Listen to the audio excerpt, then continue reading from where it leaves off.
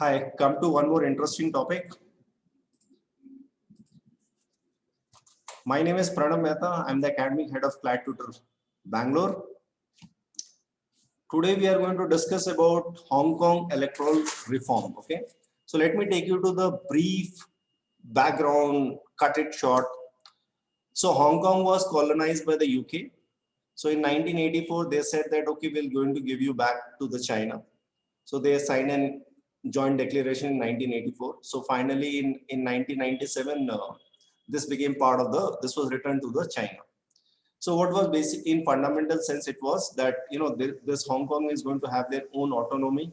Okay, in autonomy or autonomous state, what do you mean is that democracy, free press, then right to protest, and some of the other freedoms what you see in the democratic elected country. Okay, so in simple sense, till now, China was practicing one nation, two systems. So that means Beijing was having a different law and Hong Kong was having a different law. That was what the practice was.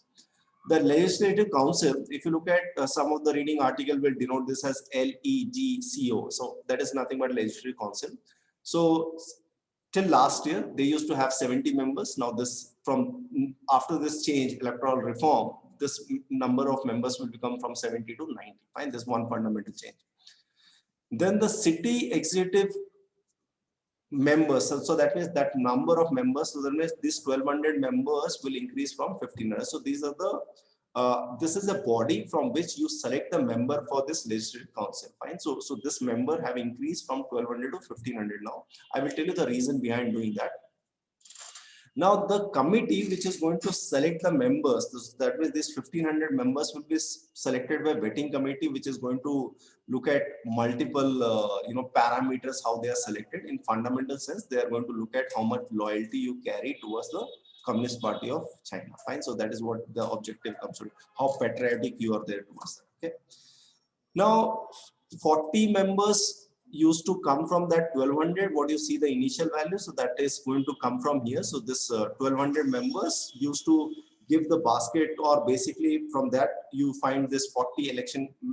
So that means the 90 what you see at the third, that means the 90 legislative council members, so out of which 40 will be coming from this election committee, which is nothing but this 1500 members. Okay, and this 300 which has been added from this reform is nothing but there is going to be some specialized domain. So that means someone from environment, someone from business, someone from scientists. So different domain, these 300 members will be selected.